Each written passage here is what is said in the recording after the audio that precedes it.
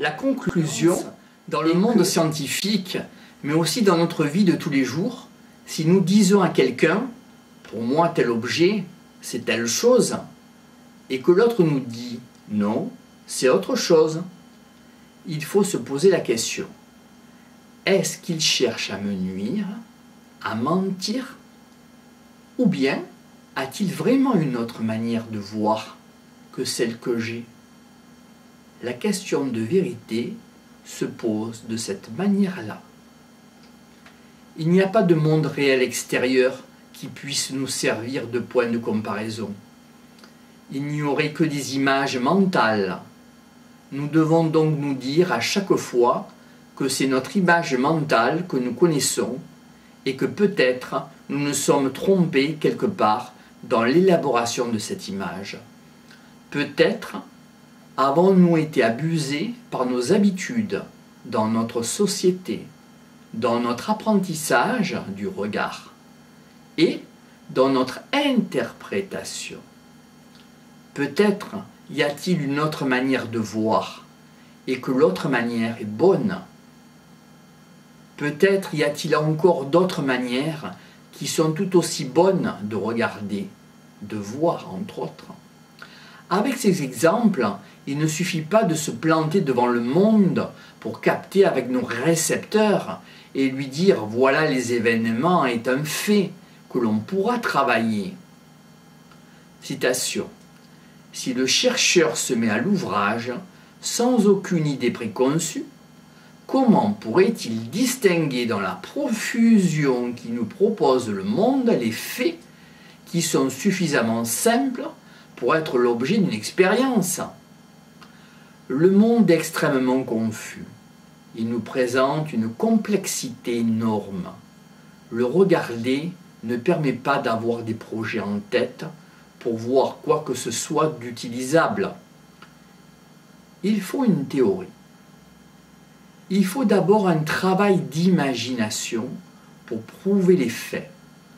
Si on se laisse aller à la simple évidence, si on se contente de constater, cela veut dire que l'on se sert de ce que l'on nous a appris.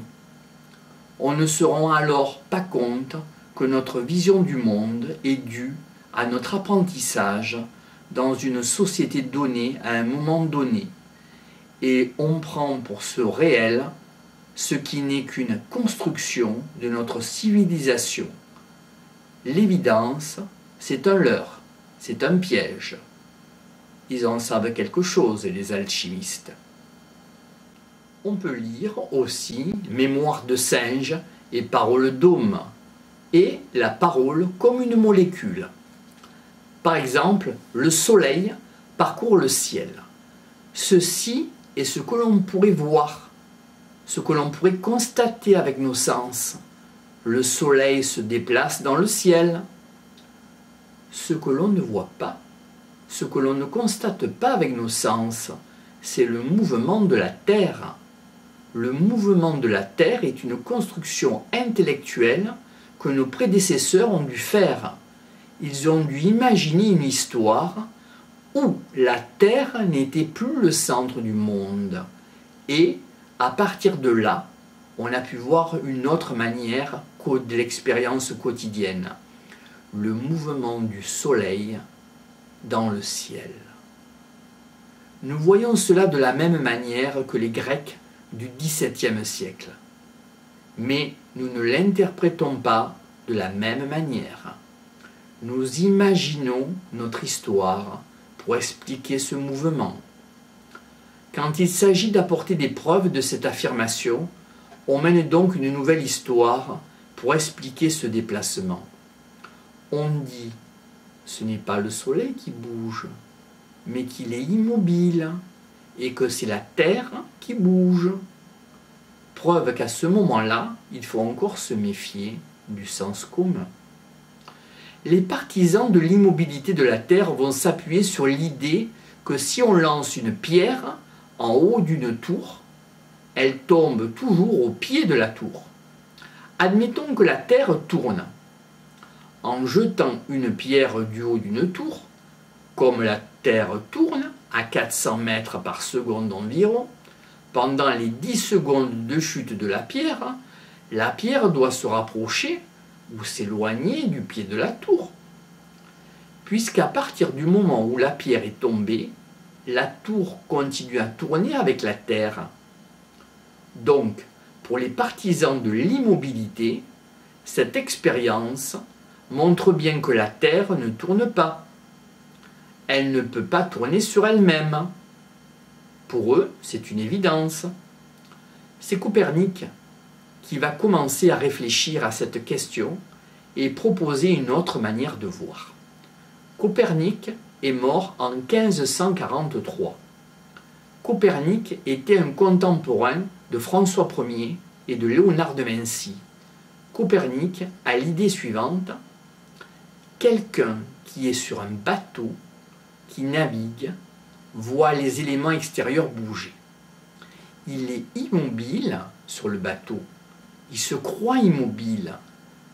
Il commence à réfléchir sur le mouvement de la Terre. Cette réflexion n'était pas utile à l'époque étant donné la lenteur des moyens de communication. Un homme sur un bateau a l'impression d'être immobile sur le bateau, que le bateau bouge ou non. Donc, sur la Terre, on ne peut pas affirmer que notre propre impression que la Terre bouge ou pas puisse, qu'elle bouge ou qu'elle ne bouge pas, notre impression est exactement la même. Copernic décide de porter des raisonnements et des comparaisons afin de mieux comprendre ces phénomènes, parce qu'il est persuadé que la Terre tourne. Galilée est également persuadé que la Terre tourne. Il va imaginer une autre expérience, toujours une expérience de pensée. Il va se dire que si je suis appuyé contre le mât d'un bateau, amarré dans un port, et que je laisse tomber une pierre devant moi, la pierre va tomber à mes pieds. Si je fais la même chose pendant que le bateau avance, je m'appuie contre le mât et je laisse tomber une pierre. La pierre va tomber exactement au même endroit. Donc que le bateau bouge ou que le bateau ne bouge pas, quand je lâche une pierre, en étant sur le bateau, elle tombe au même endroit. Donc, pour la tour, que la pierre tombe au pied de la tour ne prouve strictement rien pour savoir si la Terre bouge ou pas. Très souvent, on pense que c'est Galilée qui a, pour la première fois, pensé que la Terre était ronde. C'est la Terre qui bouge, le Soleil est immobile et la Terre tourne sur elle-même, ce qui explique le jour et la nuit. On sait scientifiquement que la Terre est ronde depuis le IIIe siècle avant Jésus-Christ. En effet, au IIIe siècle avant Jésus-Christ, par des observations, les Grecs s'étaient rendus compte que la Terre ne pouvait être que ronde. Quand on est sur la plage et qu'on voit arriver un bateau, on voit d'abord le mât du bateau, puis on voit les voiles du bateau, puis la totalité du bateau. Si la Terre était plate, on verrait le bateau tout petit, puis de plus en plus grand en se rapprochant. Or, ce n'est pas ce que l'on voit, parce que la Terre est ronde. D'autre part, quand on se déplace sur la Terre, on voit les étoiles, et chaque fois de manière différente. Si la Terre était plate, on verrait toujours les mêmes étoiles au-dessus de soi, où que l'on soit sur la Terre. Or, ce n'est pas le cas. Les voyageurs grecs se sont rendus compte qu'au fur et à mesure qu'ils se déplaçaient, les étoiles se déplaçaient dans le ciel, et que de certaine manière, qu'ils étaient près de l'horizon, et ils se retrouvaient au milieu du ciel.